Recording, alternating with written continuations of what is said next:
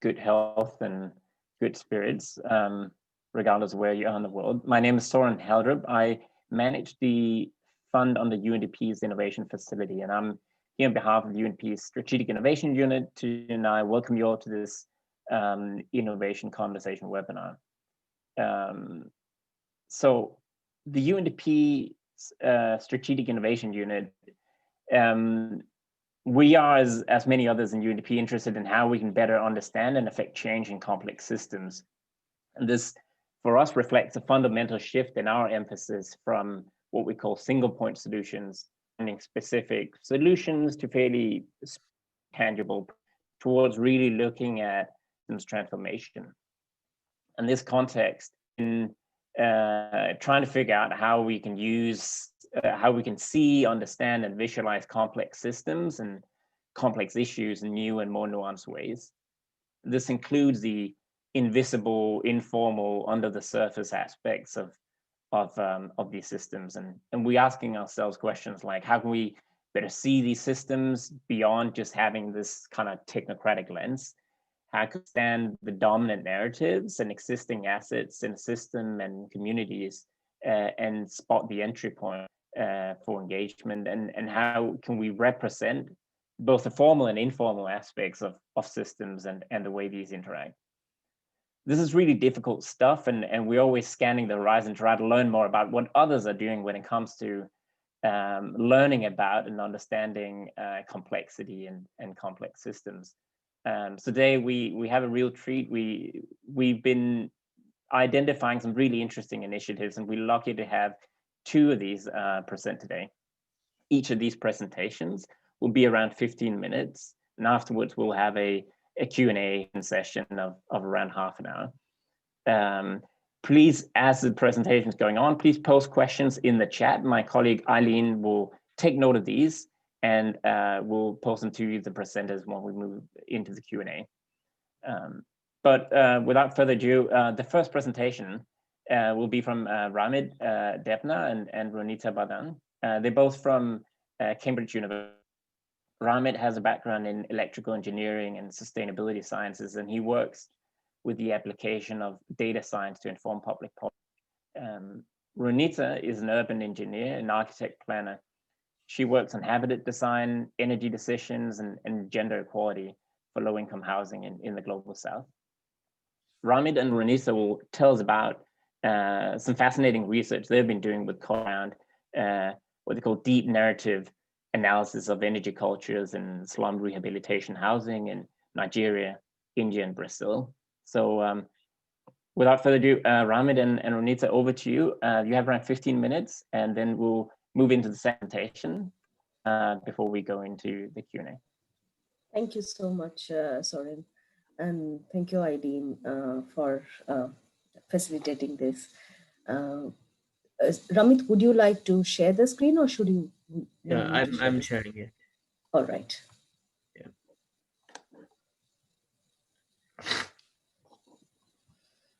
All right.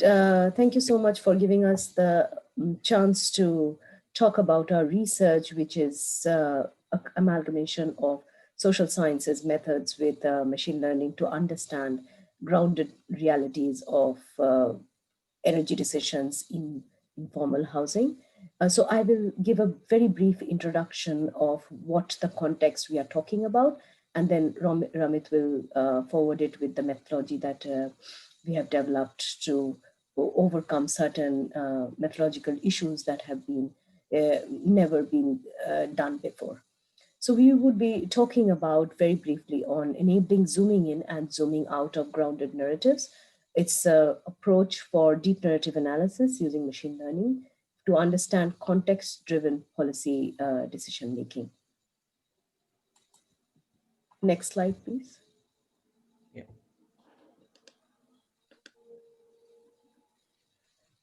So the larger context is the future cities in the global south. There is no doubt that the future urbanites will be belonging to these cities, which are growing at a very faster rate and are also in a situation of transition.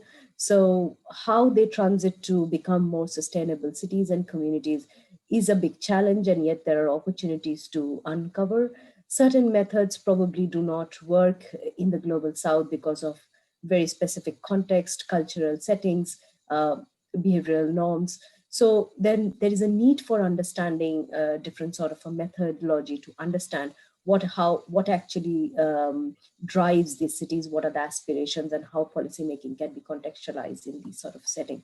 So I'll be typically talking about case studies where slums, large chunks of slums are being currently replaced as an ode to give permanent shelter in these cities, and also this has been probably for the first time a solution have been found out where the slum dwellers get a permanent residence address, which is a very important fact. So the slum rehabilitation housing has been proliferating in the global south. Typically in Mumbai, it started way back in 1990 and then has picked up the pace, and you would see a large number of these sort of houses coming up, replacing the informal, temporary nature of the slums. Next, please. So as I said, it is a dream for permanent solution for urban poor, and it comes under the policy support from the government of India, which is called Housing for All, and where they aim to house 22 million houses by 2022. So that kind of gives us a very brief glimpse of what is the scale of this development and how much of the slums will be actually will be replaced by these sort of houses. So there are some of the pictures where you can see these sort of houses are already coming up in the periphery of the slum. So some of the part of the slums is being removed and they are being rehoused into these vertical towers. Next, please. And this method has been successful for the very first time in closing the huge housing deficit that urban areas of these sort of countries are facing. So in order to, because of the success, it is now being replicated in major parts of the global south. Here we see in Brazil and also in Nigeria. Probably they don't look same, but their intention is same, is to rehouse these informal settlements into vertical apartment, permanent shelter, or permanent living. Next, please. There's no doubt when we started looking at these houses, we found out certain statistics which were quite startling. And we found out that there's very high energy bills, almost 40 to 60% of their monthly income goes into spending energy bills. There's a huge amount of health burden that has been reported. The healthcare seeking behavior has increased. That is, they're visiting doctors more often. There is poor indoor air quality and daylight accessibility.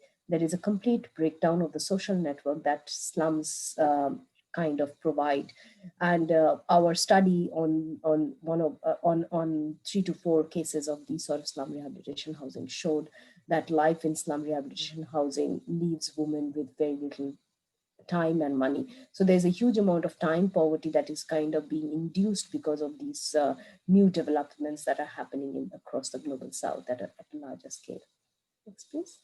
So giving this context, what happens to the energy use behavior? How do people cope with this new permanent typology of house? What is the aspirational pie? So typically what happens when a person gets a permanent residence in one of the costliest cities after being migrated and living for a longer period in the slums, there's an aspirational of that they have a permanent house now, so they can now spend a lot of money on increasing their quality of life and for their well-being. So there's whereas when we look at these houses are probably a replication of what happened in the global north in order to as an example of social housing. Whereas there's a complete missing of understanding of the contextualized settings, the contextualized problem. So there's a need to understand the contextualized understanding of the problem in order to respond to more tailor-made policy decisions. I think after this, Ramit, you will take it over. Thank you. So with that, we started to focus on the problems of the high energy bills, and so then with that problem, we framed it around the concept or the theory of energy justice, because that's something that has been reportedly to be a problem in the slum rehabilitation housing that is referred to as SRH here.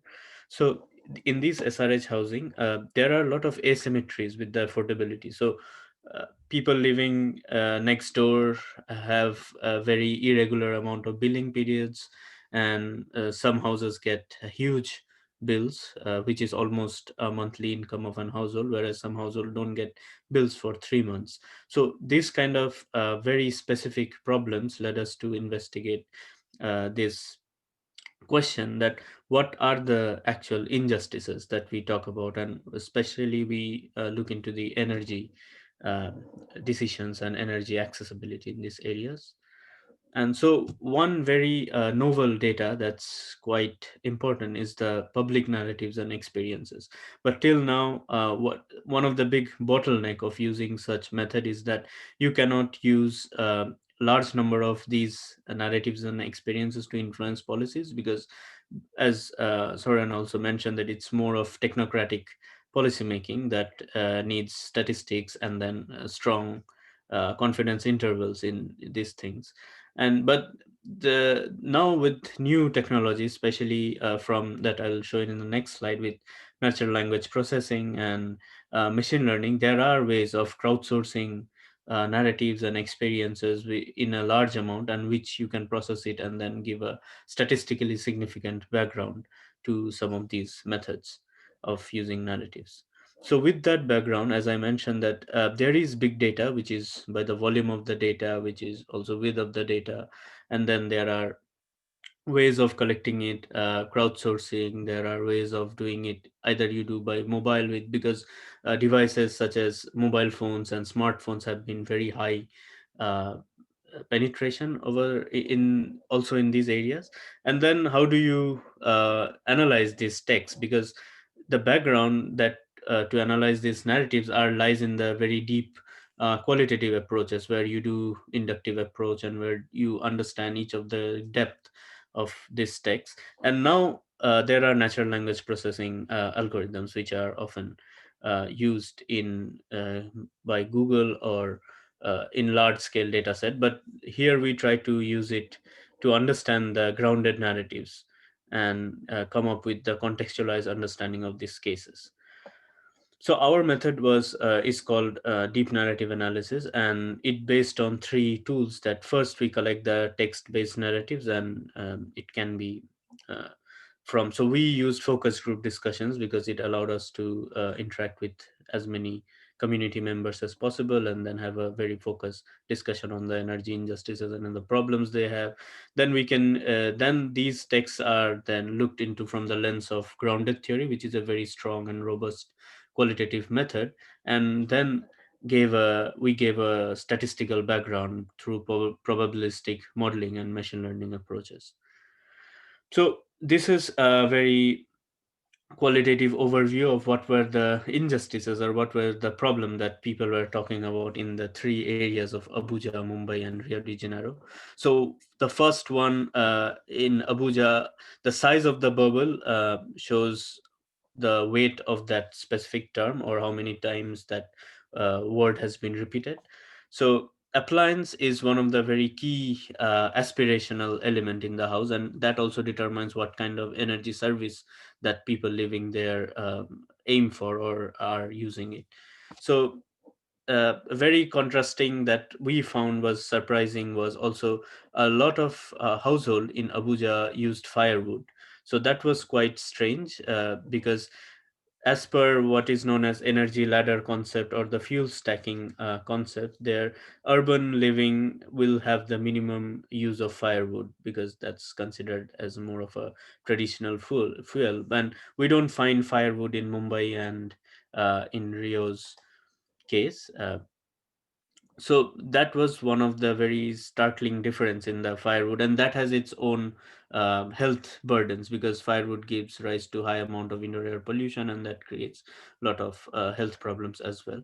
And also in all the three cases there were a very common node of bills.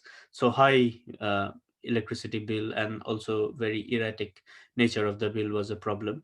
And people take loan from one another because they cannot access formal loans to buy these appliances, and part of the buying of appliances are related to the aspirational element.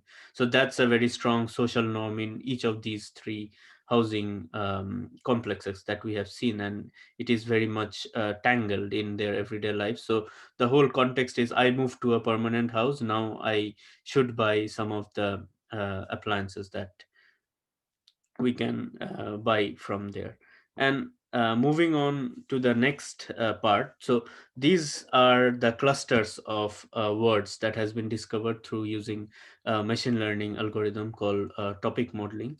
So basically all the narratives are treated as a bag of words, and based on that, the probability distributions are created based on which word has the highest similarities with each other, and also higher links. So these links are basically showing that which words have been repeated in that context a lot.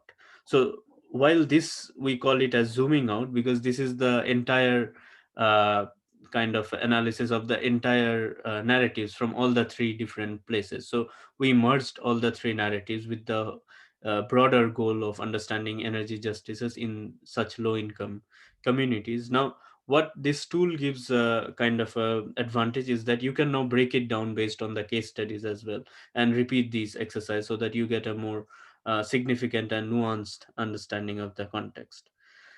So very critical, some of the narratives, like we found that lack of open and public spaces in these areas are affecting well-being. So one example from Mumbai was that a lady was saying her kid ran away from the house because they missed their free spaces in the horizontal slums in Mumbai. And now in these tall structures, especially in the Mumbai case, there is no place for playground. So the her kid ran away from school one day, and then someone else found him. And then in similarly in the Abuja in Nigeria case, and also in Mumbai case, two things remain very common: is the irregularity and the distribution problem of the electricity. So they get bills around 40 to 60% of their household income, and uh, without having much of appliances. So for example, in the Nigeria case, they say that we just have one fan and two bulbs, but the bills are so high that we fear to use this light again, and we can't pay the bills as of now.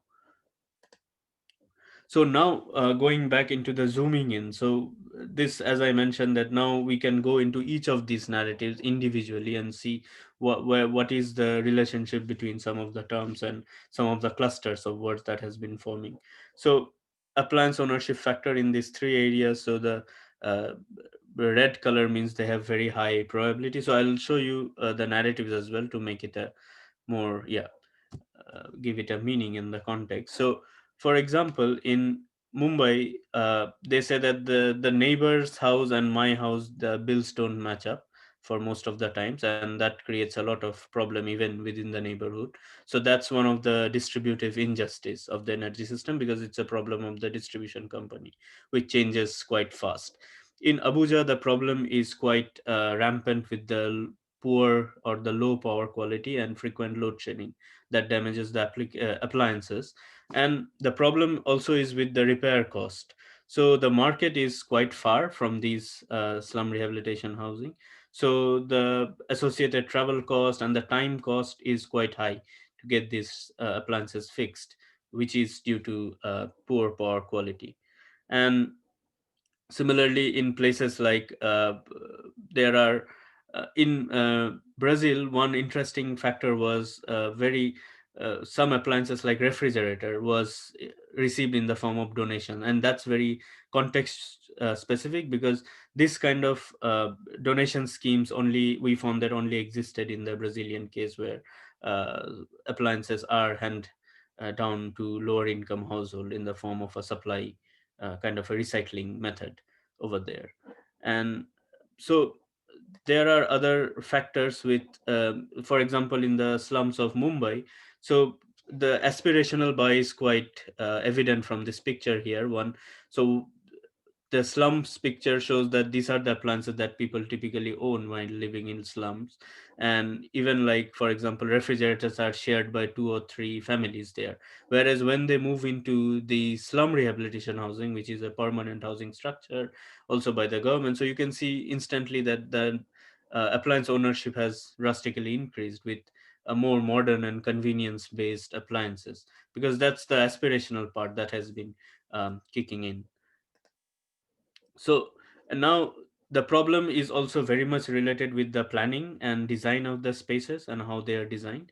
So these graphs show the relationship with some of the built environment factors like ventilation, toilets, sanitation, garbage. So for example, in Mumbai, a very big problem is that since these uh, t- slum rehabilitation housing are so tall, people dump garbage in between the buildings because the garbage collection team don't go up.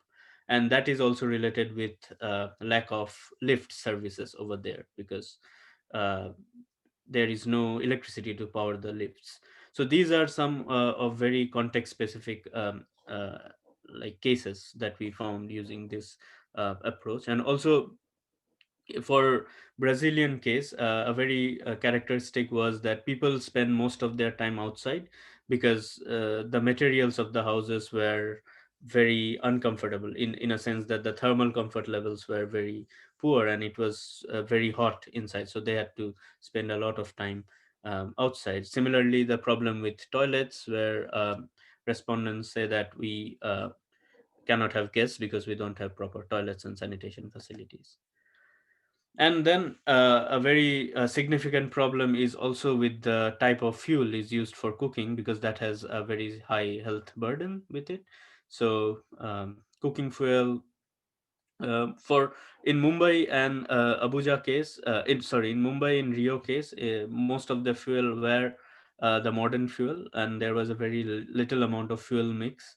But whereas in Abuja, the house was powered by grid connected electricity, whereas the kitchen was powered by uh, fuel, firewood based, and they had no access to LPG gas cylinders at that time. Probably they will have it now. So this is Ahmed, what is, just yeah, just as a quick note on time. yeah. Uh, how, how much time is left? We are pretty out of time, so if Okay, we don't so have a lot of time left, so last if you slide. just want Yeah, to speed it up a little bit or yeah, convey yeah. just the key points. Yes, absolutely. So this is just the last slide anyway, that shows that uh, so using this method we could create some of the system interconnected systems that we are talking about, and the dotted lines are the ones that is extracted using deep narrative analysis, whereas the solid lines are the ones that we could find using our interviews with the occupants living there, which were close, which was pretty evident even at that time. So that's one of the benefits of using this method, is that you can statistically and also find the hidden links between some of the elements which are very key in enabling distributive justice in these areas. So next step is basically scaling up these methods, because it provides a very strong method of crowdsourcing, and with more data coming in, and we can build models which will actually help practitioners and also policymakers to have a contextualize design ideas, and also not removing the qualitative part, which is a very strong uh, uh, method in this nested framework that we use, so that qualitative will give the rich insights from the narratives as well. So that's it. Now I think we have a lot of questions as well in the chat box. Yeah. Great. Thank you so much. Before we move into the questions, let's hear it from our second presenter, Faith Taylor. So Faith is a physical geographer with interests in information systems, what we call GIS, spatial modeling, statistics, and natural hazards. She's a lecturer in physical geography, and she'll tell us about fascinating research she's been doing with colleagues around called messy maps. So maps that integrate qualitative aspects of flood resilience such as emotions, social connections, and experience into maps and urban planning. So Faith, over to you, 15 minutes, and then we'll move into discussion afterwards. Brilliant, thank you, Soren, for the introduction. Can I just check that you can hear me okay? We can hear you. Brilliant, okay. Yeah, thank you for this opportunity. It's a pleasure to kind of speak to people that are thinking about these complex systems and making the invisible visible through various methods. So I'm going to talk a little bit about a project we did a couple of years ago at King's, but we're now taking forward in Nairobi particularly. And the paper around this project is called Messy Maps, which is available open access online.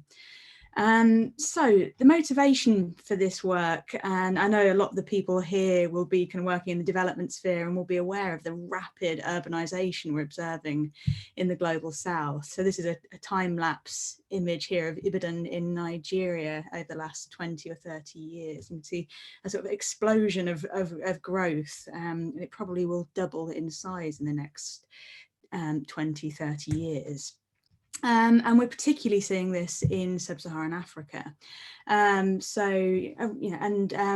urbanization seems to be decoupled from development, in that now around 30% of the urban population of the world are living in slums, informal settlements, or low-income neighborhoods. And with this rapid urbanization and growth in informal settlements, we're getting an accumulation of risk to a range of natural hazards, particularly flood risk, through living on kind of dangerous areas close to a river, climate change, poor infrastructure, etc. And this is a photo I took in Nairobi last year, in the dry season in December. Clearly we've got a problem of solid waste management and flooding and informality here. And one of the terms that we're all using as a kind of solution to reducing risk is resilience and planning for resilience. But there's this word is a little bit of a challenge. Firstly, this is some results from some workshops we did where we were asking people what resilience meant to them. But actually we found in all three countries we were working in, there was firstly no direct translation of the word resilience. And I'm guessing we've got quite an international audience on this webinar here. It'd be great if you could put in the chat if you speak a second language other than English, is there a translation of the word resilience? And I'll take a look at that when I finish presenting. So firstly, the term resilience doesn't translate. Secondly, we're often talking at different odds about what resilience means to us, both as individuals or community members and as professionals.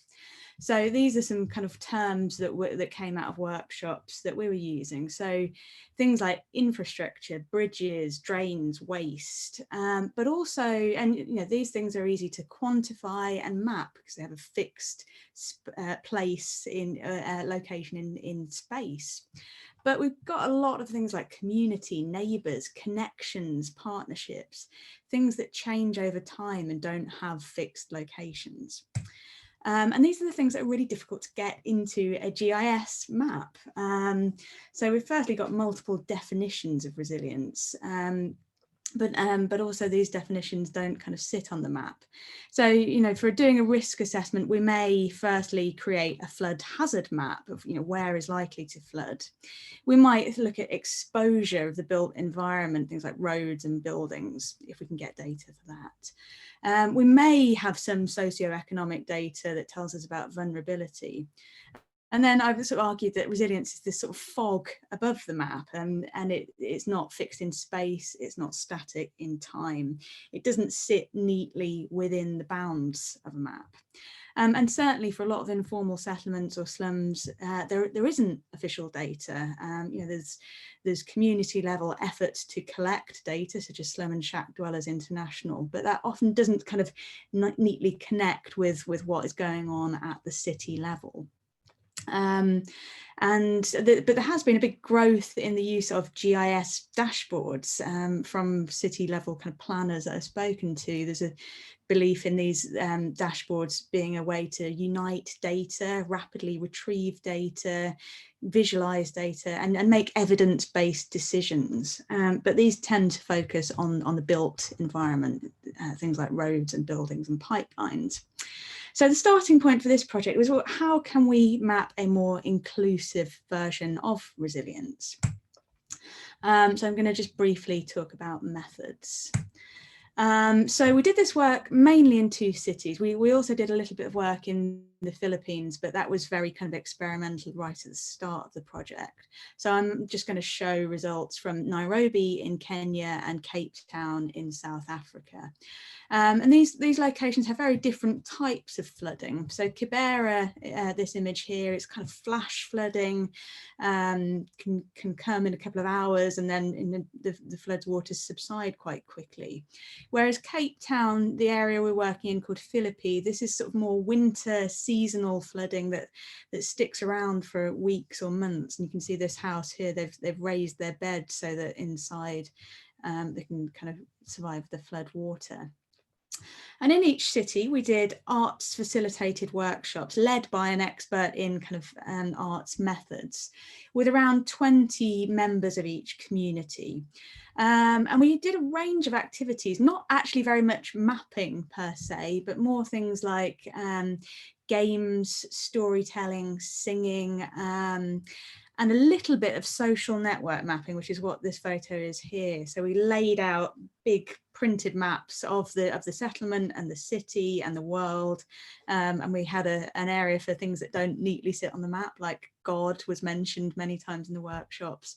And we asked the participants to draw connections using string between their location and different actors that do or don't help them, both formal and informal actors.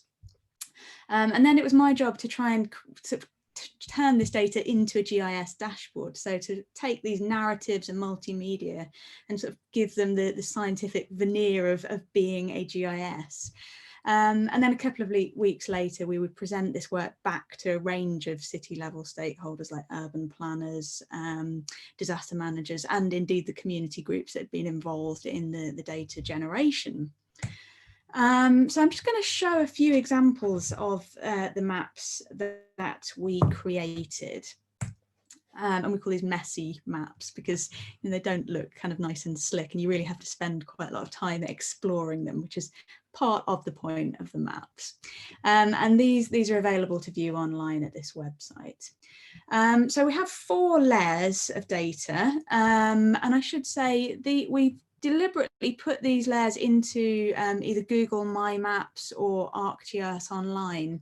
So these kind of openly available platforms that stakeholders might be used to using already, might be able to bring in their own data layers too. So these can kind of sit on top of the more typical GIS data used in the city.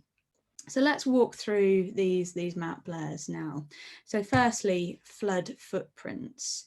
And these are quite simple, this layer. This is when we asked people where had flooded previously, we got them to mark that on the map. But we also attach narratives and stories to those flood footprints so that when you click on a polygon or a point, it actually tells you a bit more about what is happening there. What was surprising first is that these maps look quite similar to the kind of official flood map, if that was available, but they're at a much kind of finer scale and more complex than we would be able to achieve with a more sort of physical geography flooding approach. And I like this example here from Cape Town, that when we click on the point here, this is showing a drainage channel. And one of the participants said that so these drainage channels are built around houses, so they meander. And when the water goes around a corner, the water slows down, and then it tends to flow out of the drainage channel and cause a small flood. And that was a source of conflict in this settlement. So I'm starting to reveal some of the complexities and show the lived experience of flooding in these settlements. The next layer, again, quite simple in its idea, but just incorporating multimedia into the map, so text and video and photograph pop-ups.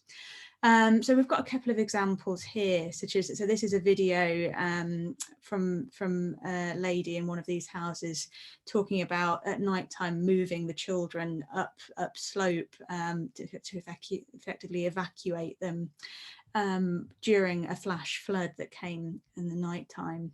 There's a farmer down here that was talking about, actually he was rebuilding part of the riverbank and re-meandering the river so that he could create a little bit of farmland there. And these are the sort of things that wouldn't appear in a sort of nice digital elevation model of the river.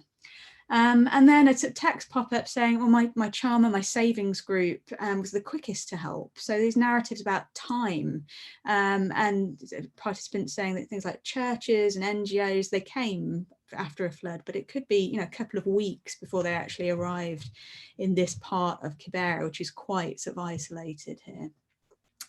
And one thing, so this firstly adds contextual detail. So it tells us the why, the how, the when.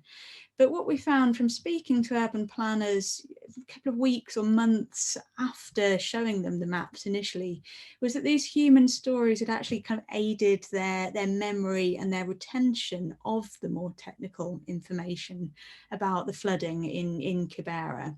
And this has been shown in the psychology literature as well, that including stories can help kind of understand the sort of complex spatial patterns and connections between locations. The next layer is slightly more complex, and this is looking at social networks. So I was really interested in what Ramit and Renita were talking about in their presentation. And of course, there's a lot of work done on social networks already and trying to quantify them. We're less interested in quantifying the networks, but more showing them spatially, showing how they vary over time and adding narratives and actually explaining what the nature of the connections was. So these are examples again from a study site in Kibera in Nairobi. So the map at the top shows the connections that the community residents identified during peacetime, so when there was not a flood occurring. And they were saying that there's a lot of NGOs that work in Kibera on things like education programs or vaccinations. But then when the flood occurs, so the map at the bottom shows the social network during the flood. Firstly, the number of connections decreases, but the nature of those connections changes, both spatially and in terms of what they represent. So the community fed back that actually, and all of these NGOs that are kind of active during normal times, they don't necessarily see it as part of their remit to do flood response. So they tend to sort of disappear from the map during the flood. And some of these connections become quite distant, things like connections to family working abroad rather than immediate kind of sources of formal help. And the community became much more kind of inward looking and reliant on one another.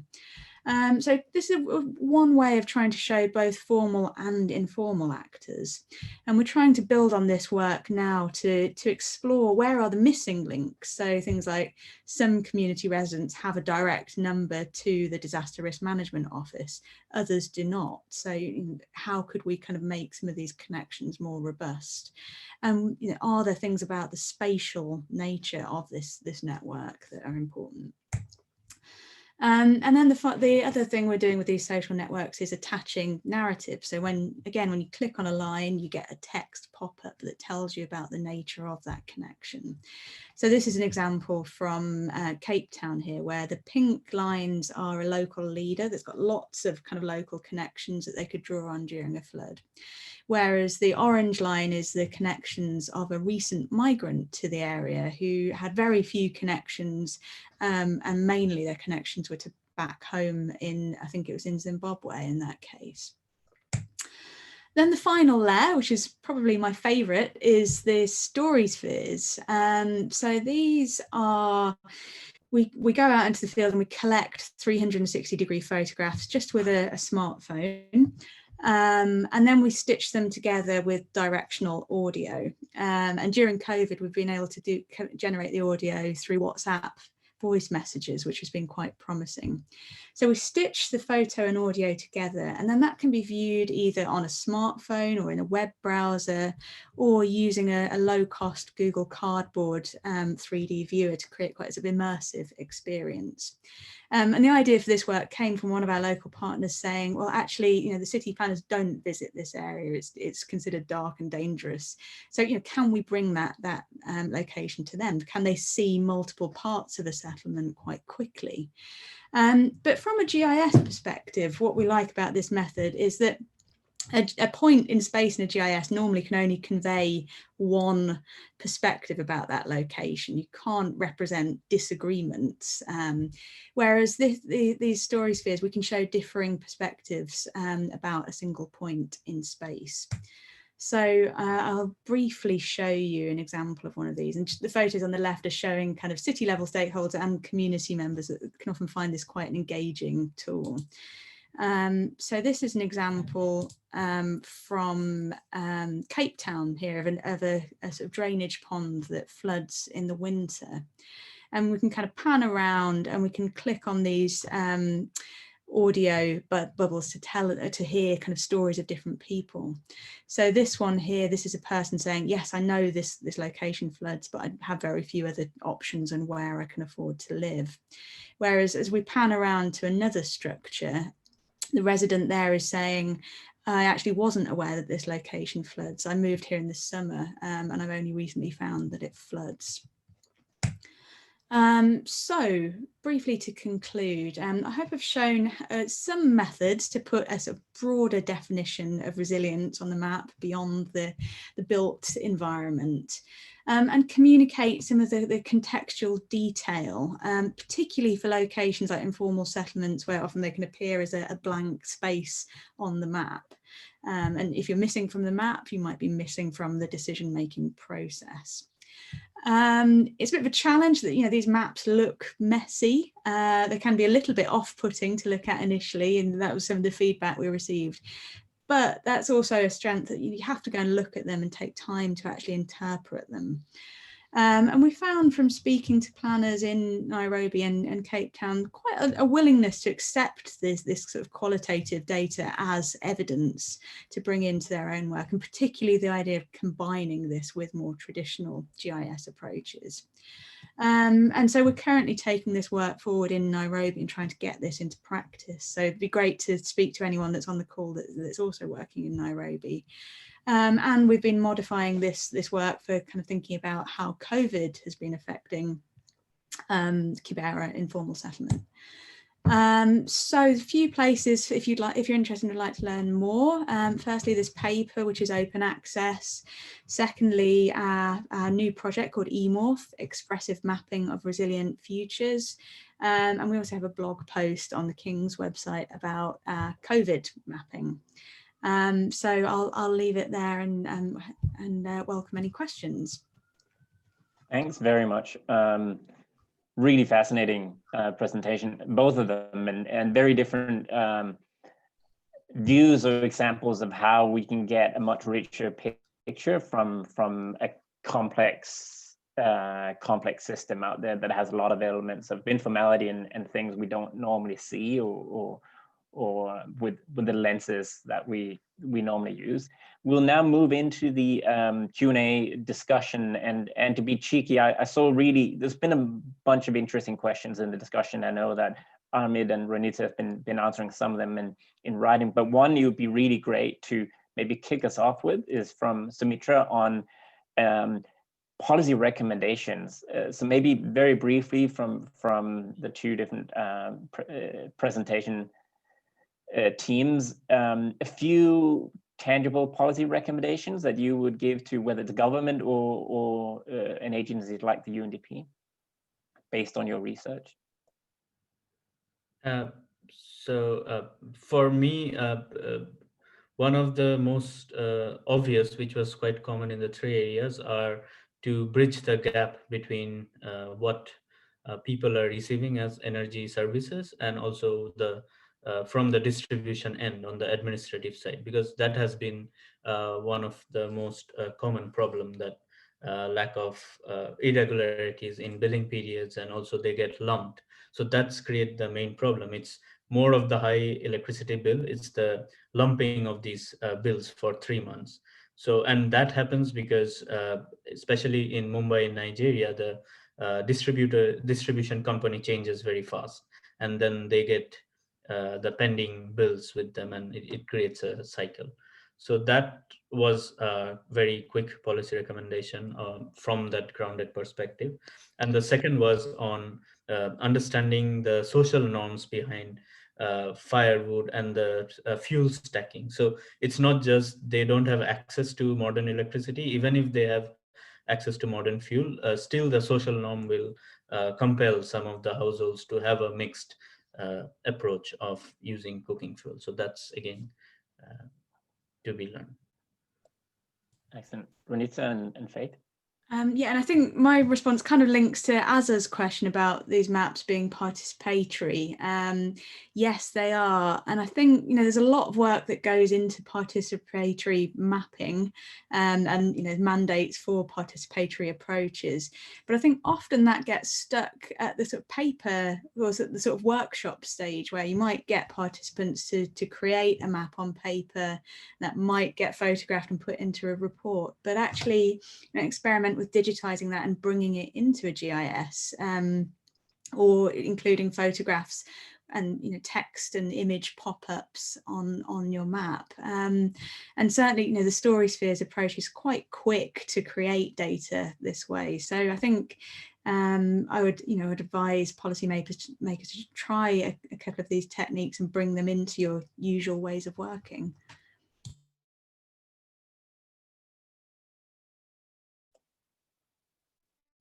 Excellent. Ronita, do you have any additional reflections, or shall we move into a few more questions? I think she had an emergency. She just texted me. Okay. So, yeah, just no worries. Let's anyone else on? I know there's been a bunch of question posts in the chat, but if any of you would like to ask a question in person, now's the chance. So one question I'd like to answer is on the difficulties that we faced while conducting focus group discussions, because every participant spoke different language in each of these areas. And so we had to have a moderator, and also we standardize the type of question we are going to ask. So since these were quite open-ended interviews and discussions, so we had a template built. And so everyone from the moderator who spoke two languages, both English and the local language there. And then we had that moderated quite robustly. So that's one of the ways. And more recently, I have seen people also use so we had we did not have to go through much focus groups like hundreds, but rather when people go for more than 10 focus groups simultaneously, or even 20, they use modern services like micro surveys using mobile phones or something like that. So that's also for rapid, if you want to collect data quite rapidly.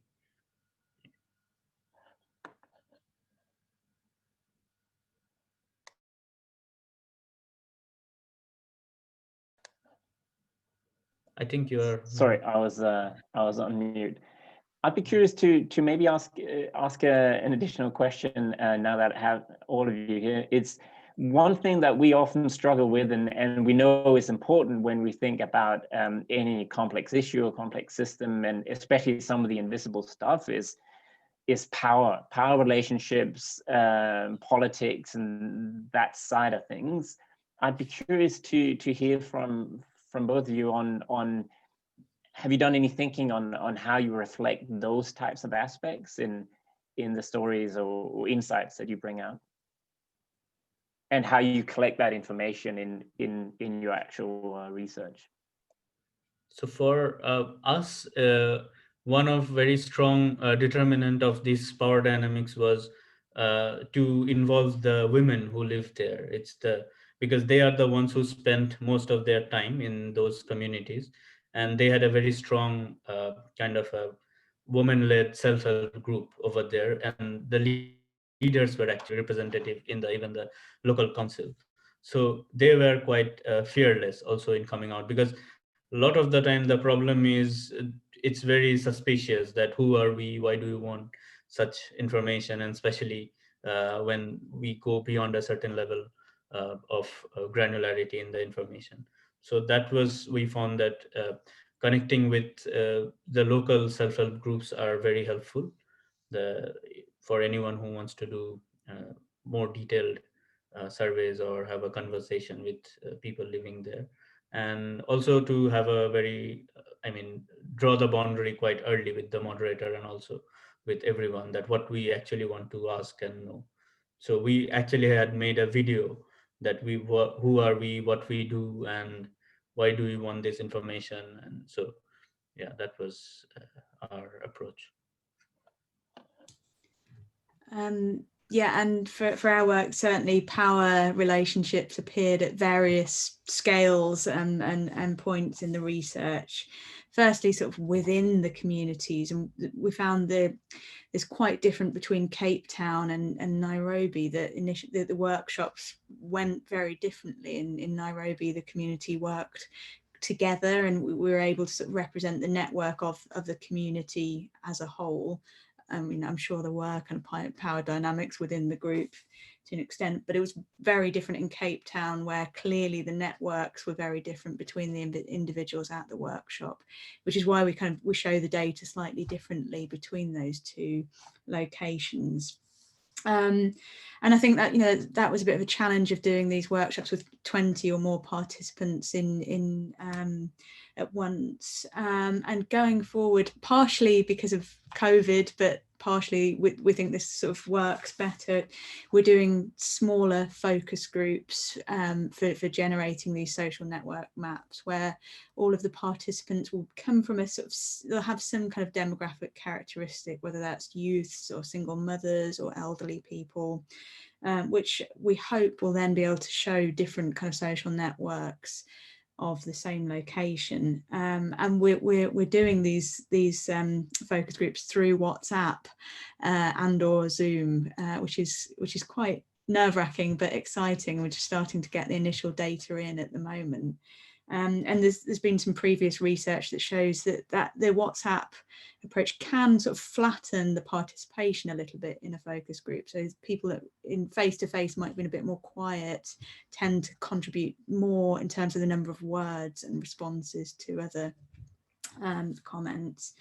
And then I think at the city level, you know, maps are power. And there's, I think, all sorts of things about sharing data and creating data and ownership.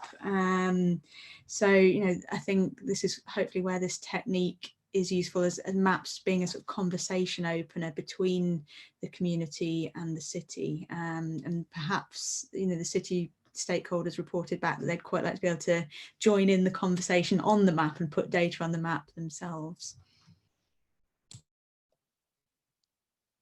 That's great, thank you. Eileen, I think you might have a question. I first wanted to invite our colleagues who are here with us. If anybody has a question, if you would like to ask them, please raise your hand and I'll unmute you. Otherwise, you can put them in the chat box.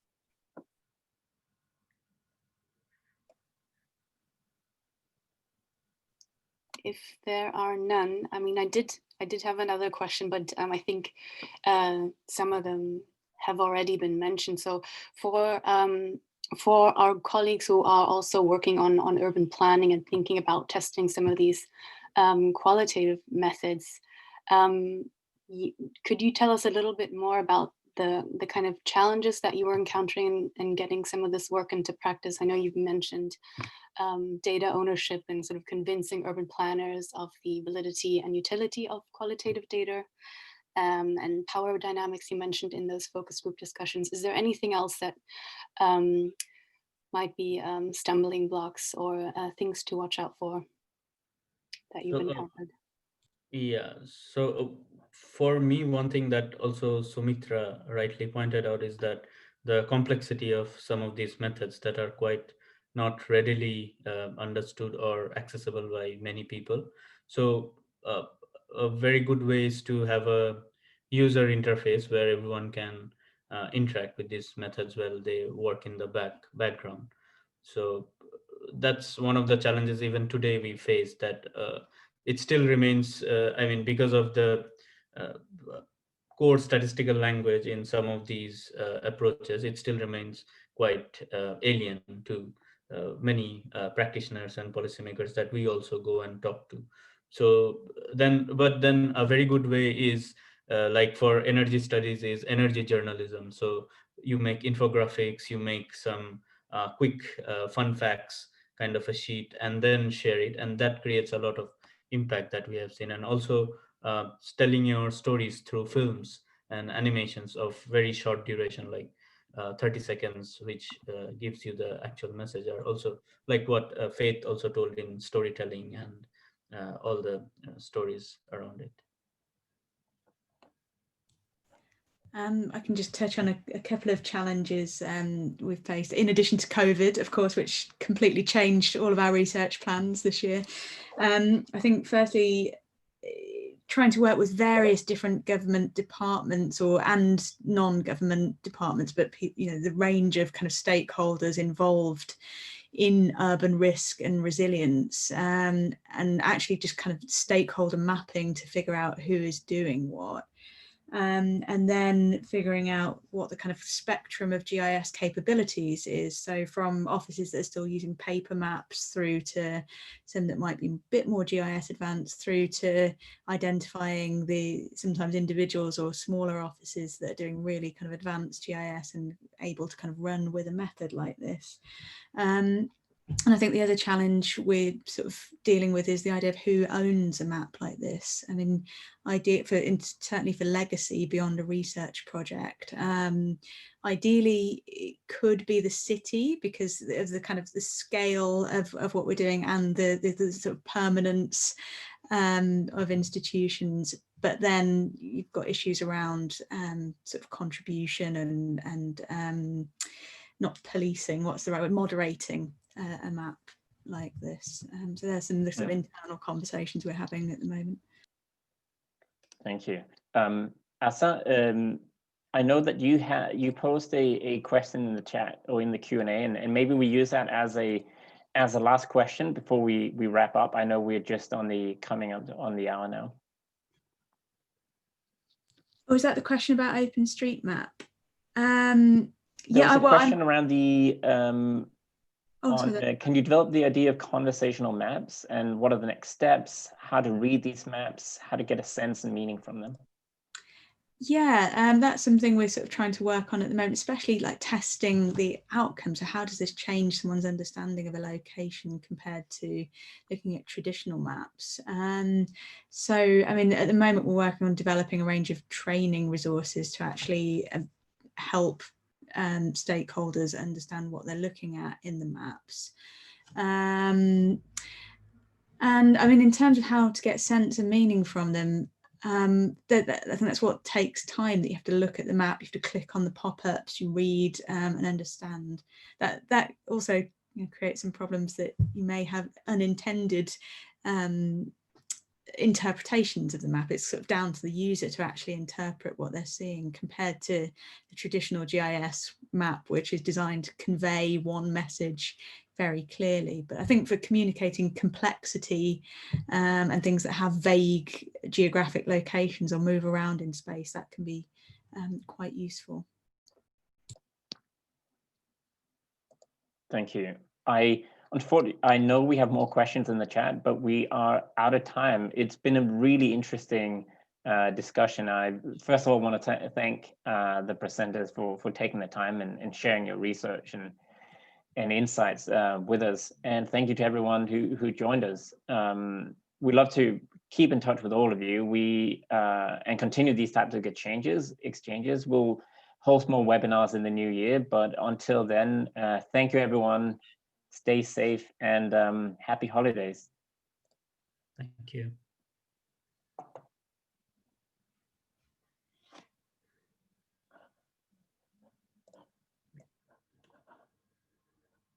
All right, see you. Bye. Happy holiday. Thank you. Happy holidays. Yeah. Right. Yeah.